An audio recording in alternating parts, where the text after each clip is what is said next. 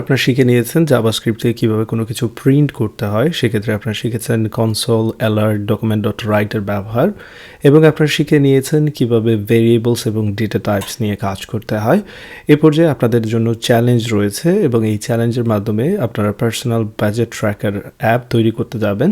তো দেখতে পাচ্ছেন এইটা ফেজ 1 অ্যান্ড দেন এখানে দেখতে পাচ্ছেন ফেজ 2। এরকম বিভিন্ন ফেজে আমি আপনাদের জন্য চ্যালেঞ্জ তৈরি করব এবং আপনারা চেষ্টা করবেন যা যা শিখেছেন সেগুলো ব্যবহার করার জন্য। তো এখানে দেখতে পাচ্ছেন চ্যালেঞ্জের একটা ওভারভিউ দেওয়া আছে, যেটা আপনাদের জানার এখানে দরকার নেই, বাট এইখানে ফোকাস করুন পার্সোনাল বাজেট ট্র্যাকার চ্যালেঞ্জ। আপনাদের যেটা করতে হবে সেটা এখানে রিকোয়ারমেন্টের মধ্যে লেখা আছে, এই জায়গায় যদি ফোকাস করেন তাহলে দেখতে পাচ্ছেন।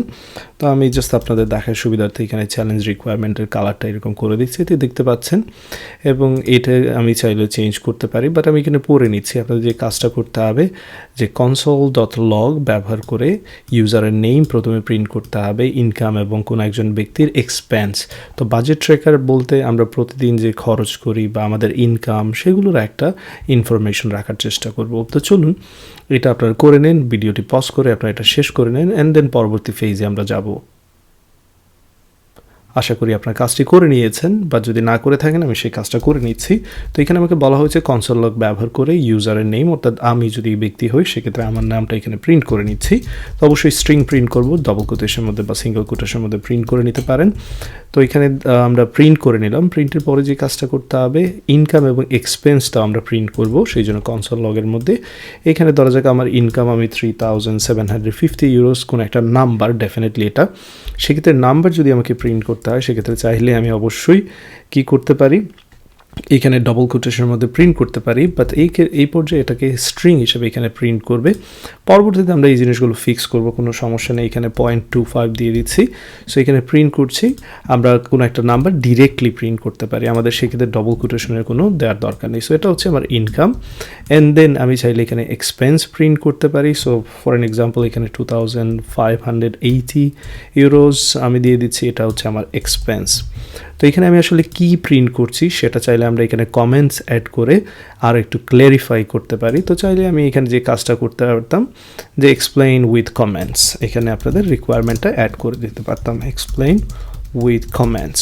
সো আপনারা প্রোগ্রামে যা করছেন ধরা যাক এটা দেখে কেউ তো বুঝতে পারবে না এখানে আসলে হচ্ছেটা কি, সেক্ষেত্রে আমি বলে দিতে পারতাম মাই ইনকাম, এন্ড এখানে আমি বলে দিতে পারতাম মাই এক্সপেন্স। ওকে, এতে করে ক্লিয়ারিফিকেশন হয়ে যেত। এবং এখানে চাইলে আমি কনসোল লগের মাধ্যমে জাস্ট বলে দিতে পারি budget tracker, personal budget tracker. So সেই জন্য আমি এখান থেকে কপি করে নিচ্ছি, যেহেতু অলরেডি এটা আমার লেখা রয়েছে, আমি এখানে বসিয়ে দিচ্ছি personal budget tracker app. That's all. এটাই ছিল আসলে ফেজ 1, যা যা করার দরকার সেটা আমরা করে নিয়েছি। এবং আমরা যদি কনসোল চেক করি, যে দেখতে পাচ্ছেন আউটপুট দেখা যাচ্ছে। আমরা চাইলে কিন্তু এখানে নোডের মাধ্যমে এই ফাইলেই রান করতে পারতাম, এবং সেটা অলরেডি আপনারা শিখে নিয়েছেন। আমি নোড ইউজ করে এটাকে রান করে দেখাচ্ছি আবারও। তো এখানে যে ফোল্ডারের মধ্যে আমি রয়েছি, প্রথমে সেই ফোল্ডারে আমাকে যেতে হবে। তো আমি যে ফোল্ডার রয়েছি এখানে কোর্স কোড, আপনাদের ক্ষেত্রে হয়তো বা নাও থাকতে পারে, কোনো সমস্যা নেই। কোর্স কোডের মধ্যে যে ফাইলটাকে রান করব সেটা হচ্ছে index.js, এবং এখানে আউটপুট দেখতে পাচ্ছেন। পারফেক্ট, তাহলে আমাদের প্রথম ফেজ কমপ্লিট করা হয়ে গেল।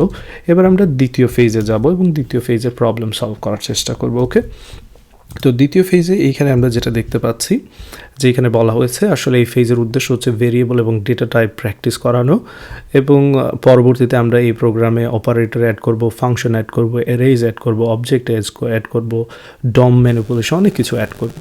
বাট এইখানে চ্যালেঞ্জ রিকোয়ারমেন্টের দিকে যদি আমরা ফোকাস করি, কি কি বলা হয়েছে সেটা যদি আমরা এখানে ফোকাস করি, তো এখানে প্রথমেই যেটা দেখতে পাচ্ছেন যে ডিক্লেয়ার ভেরিয়েবলস, ইউজার নেমের জন্য একটা ভেরিয়েবল নেব, ইনকাম অ্যামাউন্টের জন্য ভেরিয়েবল নেব, এক্সপেন্স অ্যামাউন্টের জন্য ভেরিয়েবল নেব, এবং ফাইনালি সেগুলোকে ভেরিয়েবলগুলোকে আমরা প্রিন্ট করে দেখাবো। তো এই কাজটা অবশ্যই আপনারা করতে পারবেন, একটু সময় নিয়ে অবশ্যই ভেরিয়েবলগুলো ডিক্লেয়ার করে আপনারা প্রিন্ট করে নিন, ভিডিওটি পজ করে নিন, এবং অবশ্যই যদি না পারেন সেক্ষেত্রে সমস্যা নেই, অবশ্যই আমি তো সেটা করেই দেখাবো। ওকে, আশা করি সেটা আপনারা করে নিয়েছেন। চলুন একসাথে করে নিই। প্রথমে এখানে ভেরিয়েবল ডিক্লেয়ার করতে হবে, তো অবশ্যই আমি ইউজার নেম চেঞ্জ করব না, সেক্ষেত্রে কনস্টের মাধ্যমে ভেরিয়েবল ডিক্লেয়ার করে নিচ্ছি। এখানে বলে দিচ্ছি ইউজার নেম। ওকে, ইউজার নেম। তার আগে আমি যে কাজটা করি, আগের যে প্রোগ্রামটি আমি করেছিলাম সেটাকে আমি কপি করে নিতে পারি, এবং এটাকে আপাতত এখানে আমি কমেন্ট করে নিচ্ছি কারণ এটার আউটপুট দেখতে যাচ্ছি না। এই জায়গায় আমি এগুলো পেস্ট করে দিচ্ছি।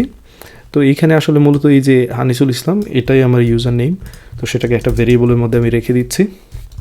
অবশ্যই এটি একটি স্ট্রিং, সেক্ষেত্রে ডবল কোটেশন বা সিঙ্গেল কোটেশনের মধ্যে রাখতে পারি স্ট্রিংকে। অ্যান্ড দেন আমরা চাইলে এখানে যে ইনকামটা সেটা আমরা রাখতে পারি একটা ভেরিয়েবলের মধ্যে। চলুন সেই কাজটা করে নিই। সেক্ষেত্রে কনস্ট ইনকাম নামে একটি ভেরিয়েবল নিয়ে নিচ্ছি এবং ইনকামের মধ্যে একটা ব্যালেন্স রেখে দিচ্ছি, যেটা কিনা এইখানে যে ব্যালেন্সটা সেটা। সো এখান থেকে কপি করে নিচ্ছি, এই জায়গায় আমি পেস্ট করে দিচ্ছি, পারফেক্ট। অ্যান্ড দেন আমাদের যেটা দরকার এক্সপেন্সের জন্য একটি ভেরিয়েবল দরকার, সেই ক্ষেত্রে আমি এখানে নিয়ে নিচ্ছি এক্সপেন্স। অ্যান্ড যে ভ্যালুটা রয়েছে এখানে দেখতে পাচ্ছেন জাস্ট ডামি ভ্যালুগুলো কিন্তু এখানে। সো এখানে যে এক্সপেন্স রয়েছে সেটা কপি করে এই জায়গায় পেস্ট করে দিচ্ছি। আপনারা যে কোনো ব্যালেন্স এখানে বসাতে পারেন, যে কোনো অ্যামাউন্ট বসাতে পারেন। এবার আমরা চাইলে এই ভেরিয়েবলগুলোকে আমরা কি করতে পারি, ইচ্ছা মতো প্রিন্ট করতে পারি। আরও ডাইনামিক করে নিলাম ভেরিয়েবল ডিক্লেয়ারের মাধ্যমে। এখানে ইউজার নেম প্রিন্ট করে নিচ্ছি, কারণ আমাদের প্রোগ্রামে অনেক জায়গায় হয়তো বা ইউজার নেম ইনকাম ব্যবহার করতে হবে। সেক্ষেত্রে এরকম স্ট্যাটিক ভ্যালু যদি দেওয়া থাকে প্রত্যেকটা জায়গায় চেঞ্জ করা অনেক ডিফিকাল্ট বিষয়। সেই জন্য আমরা যে কাজ করব এখানে আমরা ভেরিয়েবল ডিক্লেয়ার করব এবং প্রোগ্রামে যদি চেঞ্জ করার প্রয়োজন হয় জাস্ট ভেরিয়েবলের ভ্যালু ডিক্লেয়ার চেঞ্জ করলেই সব জায়গায় সেই ভ্যালুগুলো চেঞ্জ হয়ে যাবে, অ্যামাউন্ট চেঞ্জ হয়ে যাবে। ওকে, তো দেখতে পাচ্ছেন এখানে কিন্তু পারফেক্টলি কাজ করছে। তাহলে আশা করি এই স্টেপটাও আপনারা এখানে সেরে নিলেন।